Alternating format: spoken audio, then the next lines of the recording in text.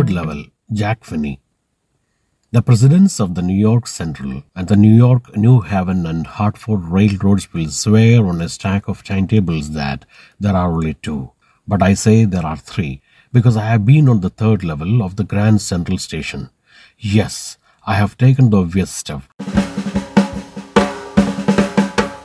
I talked to a psychiatrist friend of mine, among others. I told him about the third level at Grand Central Station, and he said it was a waking dream wish fulfillment. He said I was unhappy. That made my wife kind of mad, but he explained that he meant the modern world is full of insecurity, fear, war, worry, and all the rest of it, and that I just wanted to escape. Well, who doesn't? Everybody I know wants to escape, but they don't wander down into any third level at Grand Central Station. But that's the reason, he said, and all my friends agreed. Everything points to it, they claimed. My stamp collecting, for example, that is a temporary refuge from reality. Well, maybe, but my grandfather didn't need any refuge from reality. Things were pretty nice and peaceful then. Peaceful in his day, from all I hear, and he started my collection. It's a nice collection too. Blocks of 4 of practically every US issue, first day covers, and so on. President Roosevelt collected stamps too, you know. Anyway, here is what happened at Grand Central. One night last summer, I worked late at the office. I was in a hurry to get uptown to my apartment, so I decided to take subway from Grand Central because it's faster than the bus. Now, I don't know why this should have happened to me. I'm just an ordinary guy named Charlie, 31 years old, and I was wearing a tan gabardine suit and a straw hat with a fancy band. I passed a dozen men who looked just like me, and I wasn't trying to escape from anything. I just wanted to get home to Lucia, my wife. I turned into Grand Central from Vanderbilt Avenue and went down the steps to the first level, where you take trains like the 20th century. Then I walked down another flight to the second level, where the suburban trains leave from, ducked into an arched doorway heading for the subway and got lost. I got lost.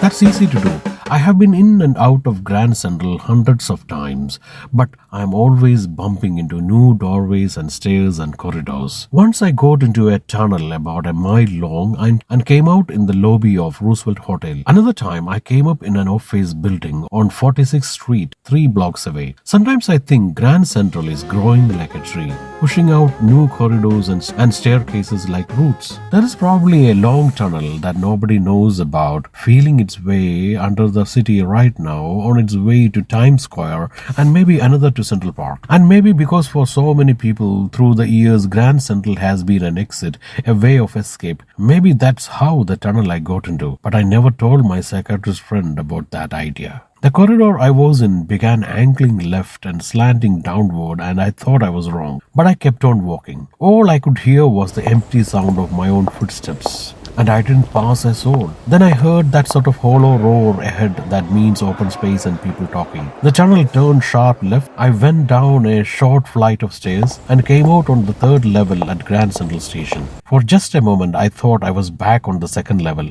But I saw the room was smaller, there were fewer ticket windows and train gates, and the information booth in the center was wood and old looking. And the man in the booth wore a green eye shade and long black sleeve protectors. The lights were dim and sort of flickering. Then I saw why. They were open flame gas lights. There were brass spittoons on the floor, and across the station a glint of light caught my eye. A man was pulling a gold watch from his vest pocket. He snapped open the cover, glanced at his watch and frowned. He wore a derby hat, a black 4-button suit with tiny lapels, and he had a big black handlebar mustache. Then I looked around and saw that everyone in the station was dressed like 1890 something. I never saw so many beards, sideburns, and fancy mustaches in my life. A woman walked in through the train gate. She wore a dress with leg of mutton sleeves and skirts to the top of her high-buttoned shoes. Back of her, out on the tracks, I caught a glimpse of a locomotive, a very small Currier and Ives locomotive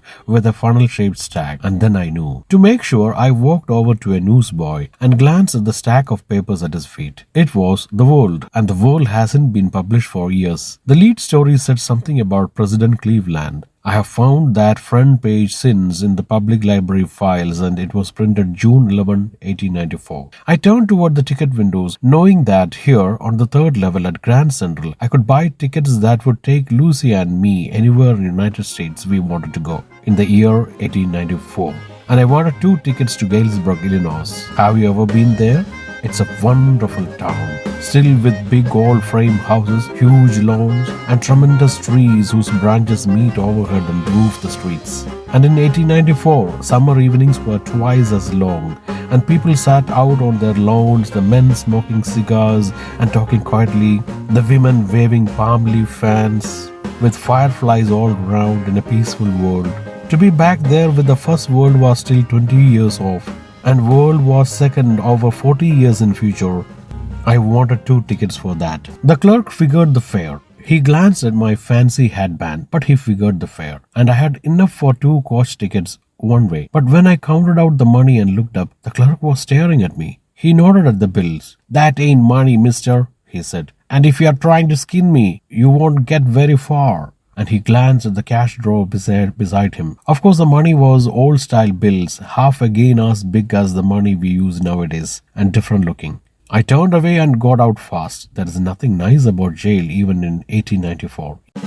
And that was that. I left the same way I came, I suppose. Next day during lunch hour, I drew $300 out of the bank, nearly all we had, and bought old-style currency that really worried my psychiatrist friend. You can buy old money at almost any coin dealers, but you have to pay a premium. My $300 bought less than $200 in old-style bills, but I didn't care. Eggs were 13 cents a dozen in 1894.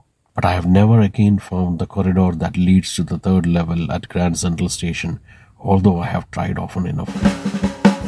Lucia was pretty worried when I told her all this and didn't want me to look for the third level anymore. And after a while I stopped. I went back to my stamps. But now we were both looking every weekend, because now we have the proof that the third level is still there.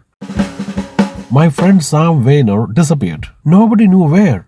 But I sort of suspected because Sam is a city boy and I used to tell him about Galesburg. I went to school there and he always said he liked the sound of the place. And that's where he is, alright, in 1894. Because one night, fussing with my stamp collection, I found, do you know what a first day cover is? When a new stamp is issued, stamp collectors buy and use them to mail envelopes to themselves on the very first day of the sale. And the postmark proves the date.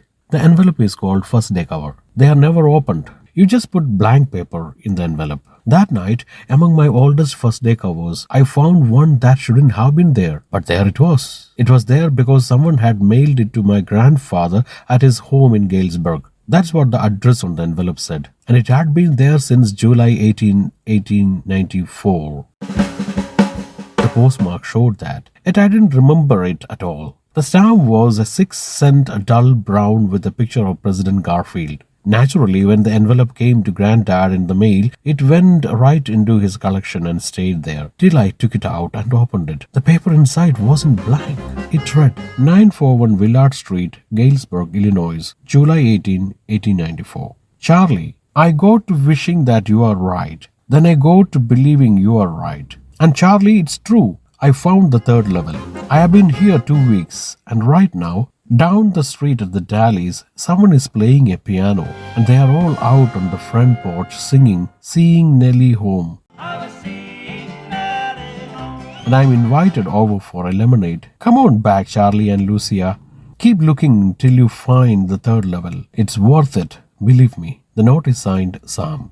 At the stamp and coin store I go to, I found out that Sam bought $800 worth of old-style currency. That ought to set him up in a nice little hay feed and grain business. He always said that's what he really wished he could do. And he certainly can't go back to his old business. Not in Galesburg, Illinois in 1894. His old business? Why, Sam was my psychiatrist.